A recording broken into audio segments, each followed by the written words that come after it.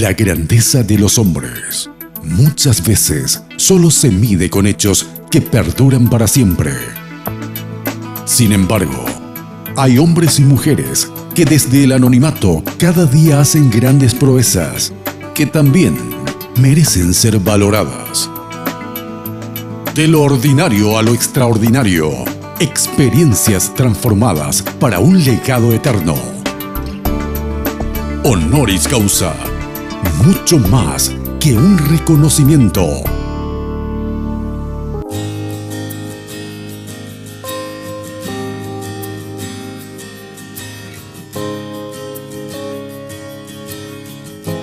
La cordial bienvenida, mis amigos, a otro capítulo más de Honoris Causa aquí en Red Guaraní, el canal de la familia. En esta casa tan agradable, con la compañía tan grata del pastor a quien voy a presentar ya en instantes, iniciamos esta programación denominada Honoris Causa. Está conmigo el pastor Estanislao Candia, que por más de 30 años estuvo sirviendo dentro de las asambleas de Dios, más conocido como Taní Candia. Es así, ¿verdad? Así mismo, el pastor Darío. ¿De dónde te dieron ese nombre, Taní?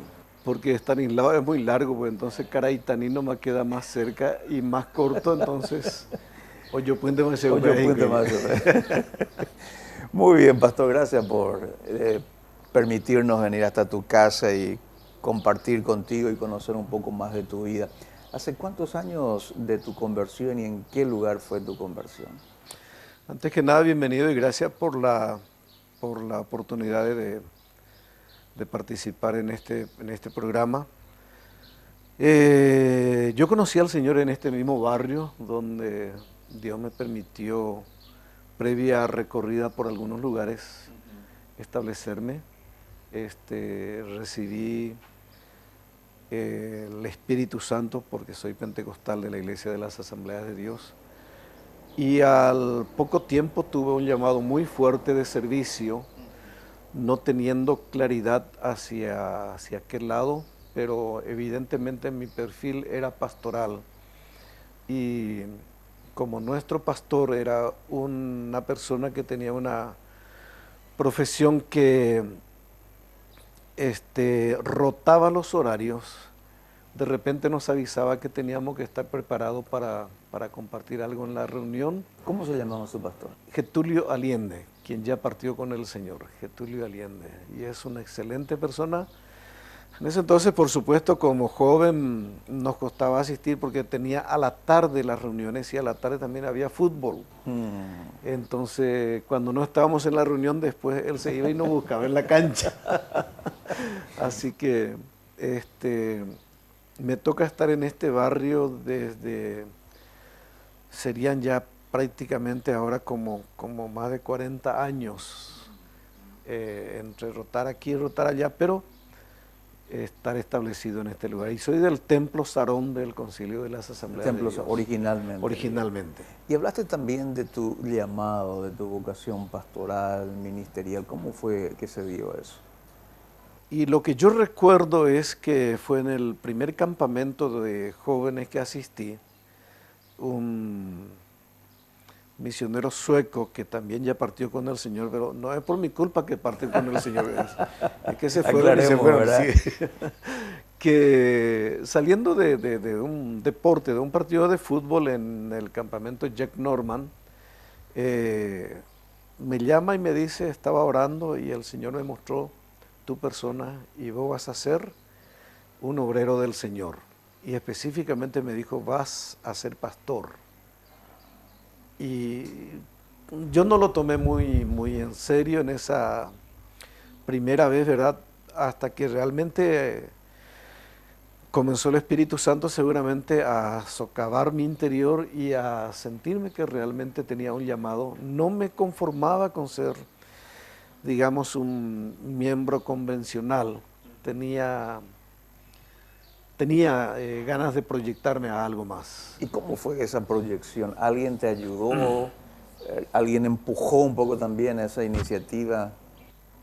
Evidentemente, el empujón viene uno por la aceptación del pueblo en cuanto a la persona. Y dos, por la preparación. Tengo que hacer acá una pequeña pausa y decir que, bueno, en ese entonces la conversión era radical. Entonces, mis padres no aceptaban que yo cambiara de religión. Entonces, yo tuve que salir de la casa porque la convicción era más fuerte. Me alimentaba en la casa de una hermana que se llama hermana Rogelia, quien ya partió con el Señor también. Y así fue creciendo el interés y el trabajo, también las oportunidades. Y comencé a tomar en serio, y por supuesto Dios también me proveyó de trabajo secular. Estudiaba por las noches, llegaba siempre 1 hora tarde al Instituto Bíblico por razones del trabajo. Entonces me costó después hacer una equiparación con la materia que me faltaban, pero llegué a terminar. Soy graduado del Instituto Teológico de la Asamblea de Dios, también del Instituto de Superación Ministerial y varios cursos después que se hicieron, respondiendo un poco a la temática de consecuente con un llamado a la capacitación para hacer bien ese llamado. Ahora, cuando mencionas ese trabajo, diríamos, paralelo a tu preparación, ¿cómo se da un poco el tema de dejar aquello para dedicarte a la labor pastoral? Porque más de 30 o 37 años que estás involucrado directamente en la iglesia. Sí, son 32 años y medio como presidente o superintendente del concilio y alterné en la mayoría de los cargos, en total acumulando como 37 años de servicio a nivel nacional, digamos, dentro del ámbito de la denominación. Entonces, la cosa es que no se fue largando el trabajo, sino tratando de acomodar el trabajo con el ministerio. Así que en años anteriores no era tan sencillo ser sostenido por la iglesia. No hay suficiente rubro como para sostenerse. Entonces, yo llegué a ser empleado, llegué a ser después camionero, llegué a hacer todo eso sin soltar más el llamado del Señor. O sea, paralelamente estabas desarrollando. Paralelamente al trabajo pastoral, desarrollaba estos trabajos profesionales. ¿Y cómo se dio aquello de dedicarte única y exclusivamente al pastorado y a las asambleas? En la medida en que se iba dando digamos, el crecimiento de la iglesia, por supuesto, crecimiento, personas genera un poco más de ingresos, pero a la vez también genera más dedicación, y iba alargando en forma paulatina, en forma poco a poco, ¿verdad? Hasta que realmente definitivamente tuve que hacerlo, pero se dio por etapas. En ese entonces éramos la iglesia con menos crecimiento en la región. Nosotros teníamos, que yo recuerdo cuando yo estaba, 22 o 23 congregaciones y 5 o 6 personas ordenadas, así que el trabajo era grande. El trabajo era grande y no había suficientes obreros. Pastor, voy a interrumpirte un ratito, sí. Tenemos que ir a una breve pausa, después vamos a conocer más del trabajo ya ministerial y específicamente de esos 32 años de vida que ha dedicado el pastor Estanislao Candia al frente de las Asambleas de Dios en el Paraguay. Vamos a la pausa y ya regresamos.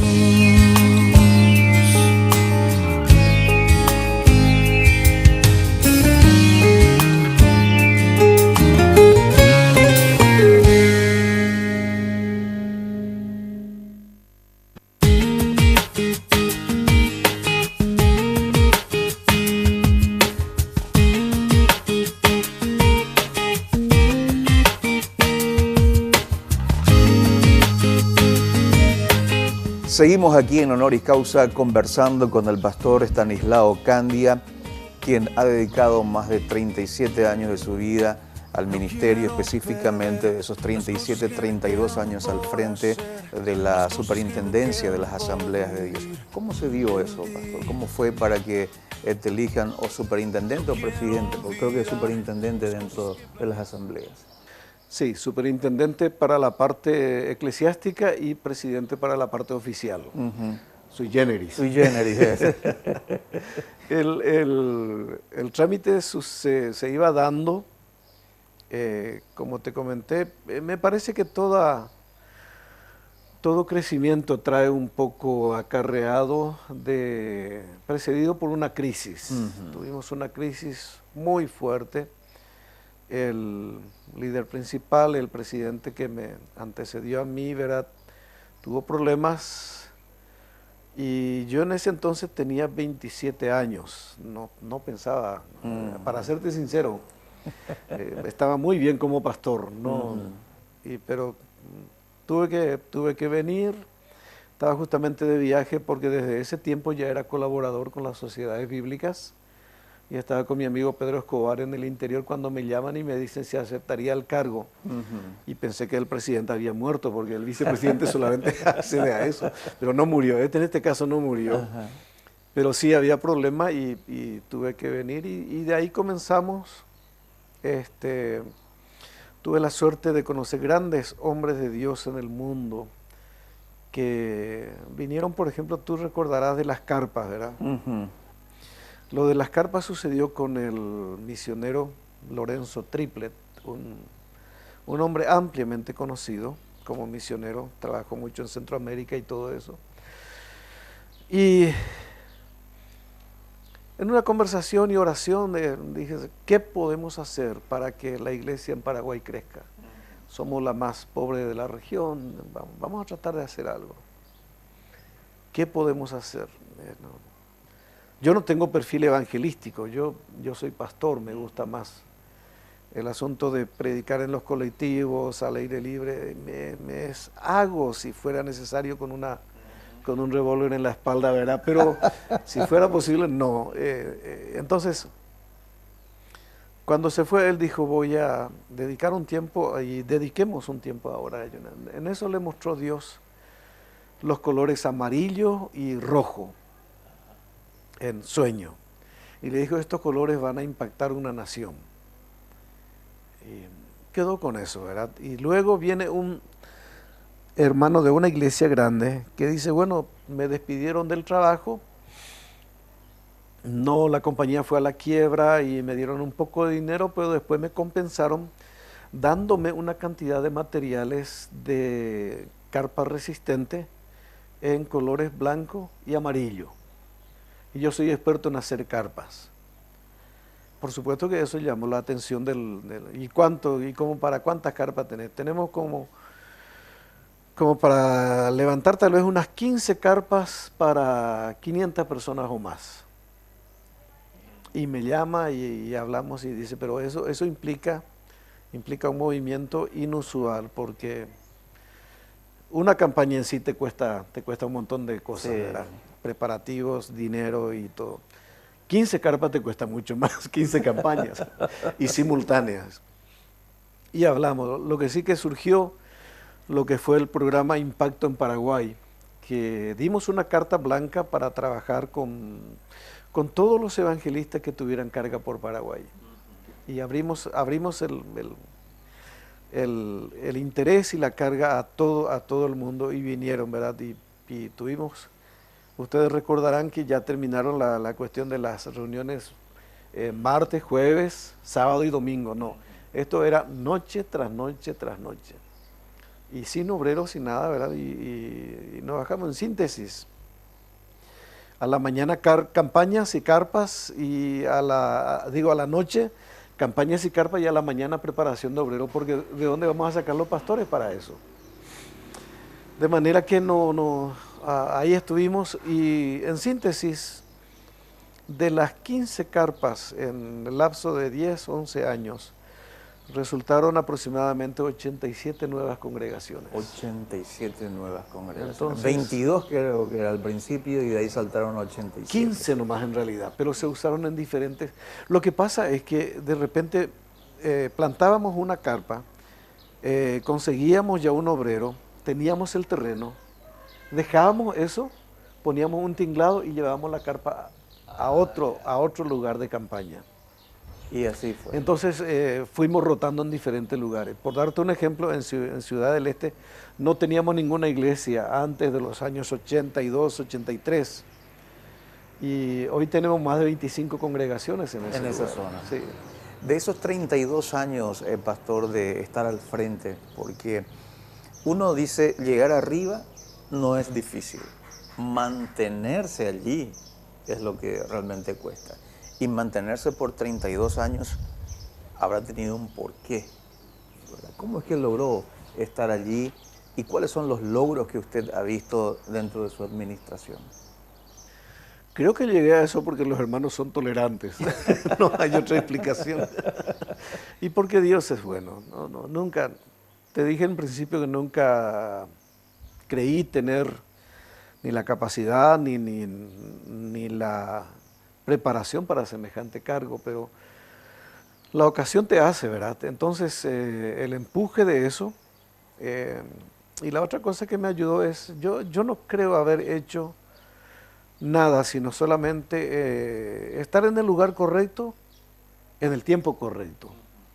Y traté de no ser desobediente, ¿verdad? No digo que obedecí en todo, pero traté de no ser desobediente. Y eso creo que aunó como para que se refleje en un montón de cosas muy interesantes, porque tuvimos el salto grande de...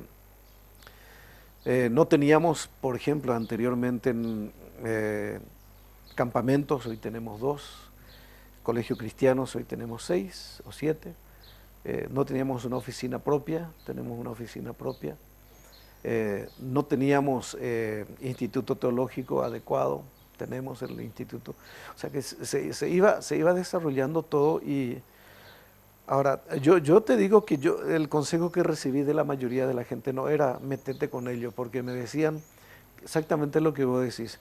El hacer no va a ser tan importante como cuando las personas dejen de apoyarte. ¿Qué va a pasar contigo después? Pero, Pastor Darío, si no te metes en la corriente,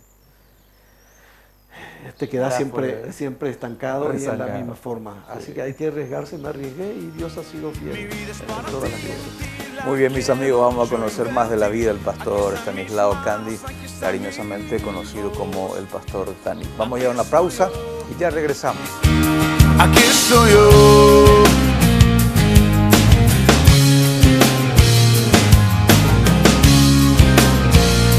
Aquí estoy yo.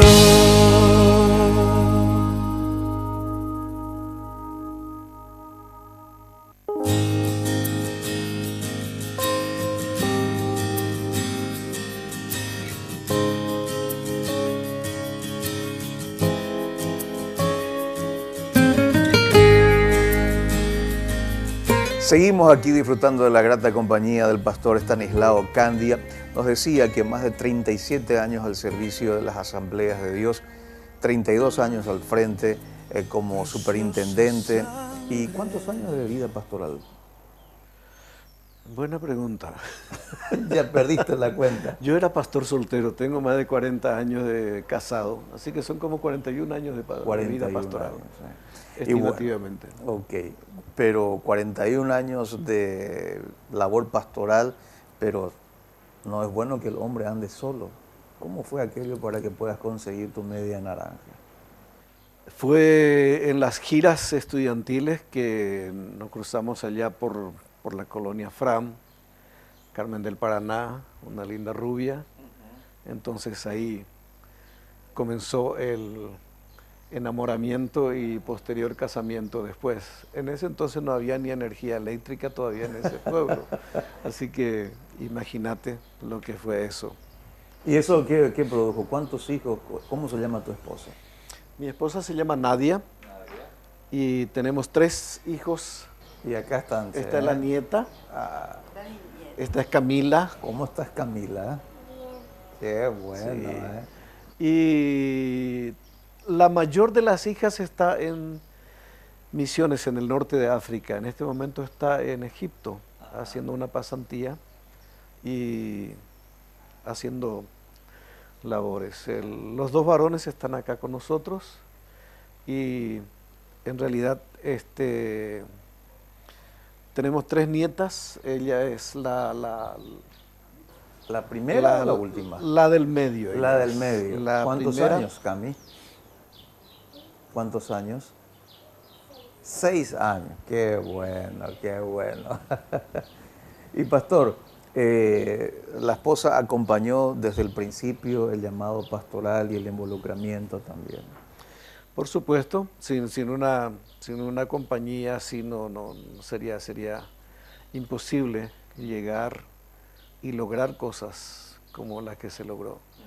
Es más, hay un reconocido sacrificio familiar en el sentido de todas las ausencias paternales o conyugales, ¿verdad? En proseguir aquello, pero han sido bastante tolerables y se ha llegado a armonizar, digamos, intereses como para el reino de Dios. 41 años de vida pastoral, 40 años de vida matrimonial. ¿Cómo hizo Tani para mantenerse fiel a la vida ministerial y a la vida matrimonial también? Por supuesto, las bases cristianas es la palabra, la adherencia a la palabra, la oración y la comunión con los hermanos. En realidad recién ahora me salgo un poco más de la esfera del concilio, por razones obvias, pero siempre estuve relacionado. Soy muy amigo de varios líderes nacionales hoy en día, ¿verdad? Como el pastor Santiago Maldonado, el pastor Pedro Escobar, APEP, Sociedad Bíblica, eran una cosa, y en lo posible yo trataba de acompañar todo eso. Eso ayuda mucho, el hecho del involucramiento, también porque tuvimos mentores extraordinarios.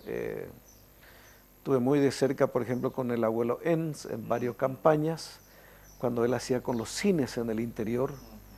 Uno de los profesores, la persona que me dio la palabra acerca del llamamiento, del llamado, era una persona sumamente comunicado con Dios. Uno podía sentir que Dios estaba con él solamente por el hecho de estar con él. Y otro de los profesores, el misionero Pablo Utzel, mismo el finado José Bogarín, nos ayudaron mucho a apuntalar y a continuar y seguir haciendo, y estamos. Pastor, estos minutos finales que restan aquí del programa, me gustaría que puedas dirigir un mensaje de desafío para todos aquellos pastores jóvenes, aquellos pastores que están iniciándose en la labor pastoral, para que puedan tener ese ánimo, esa fuerza para llegar a cumplir fielmente, tanto en el matrimonio como también en el ministerio, teniendo ya más de 41 años de experiencia. El llamado sigue siendo igual, la necesidad sigue siendo igual, con otros ropajes, con otros matices. La persecución hoy no es en base a cómo era en nuestro tiempo, pero hay una persecución sutil del enemigo, y nunca como ahora es tan urgente que los comprometidos respondan al llamado del Señor. Señales hay de que estamos en los últimos tiempos, y señales también hay de que Dios está respaldando mucho. Así que la generación que viene va a ser una generación conquistadora, una generación que en la medida en que se compromete con Dios va a tener un tipo de servicio que seguramente no va a ser convencional, pero no por eso va a dejar de tener éxito. O sea, las redes informáticas, la cuestión, todo, o sea, no nos asustemos de que tal vez tengamos los pastores bien involucrados en todas estas cuestiones que de repente a veces nos cuesta a nosotros dominar, ¿verdad? Pero bienvenido sea que hoy se llenen los altares de hombres y mujeres jóvenes que aprecien el servicio al Señor. y esta es una linda oportunidad para hacerlo. Muy bien, mis amigos, muchísimas gracias, Pastor Estanislao, gracias, hermana, por acompañarnos también. Esta ha sido la presentación, conociendo un poco más de la vida. Lo que aprendemos hoy es un compromiso que estamos viendo reflejado en la vida, en el ministerio del Pastor Estanislao Candia. Un compromiso con Dios, con su palabra y con su obra. Garantía para serle fiel hasta la muerte al Señor. Mis amigos, será hasta una próxima entrega. Jesús.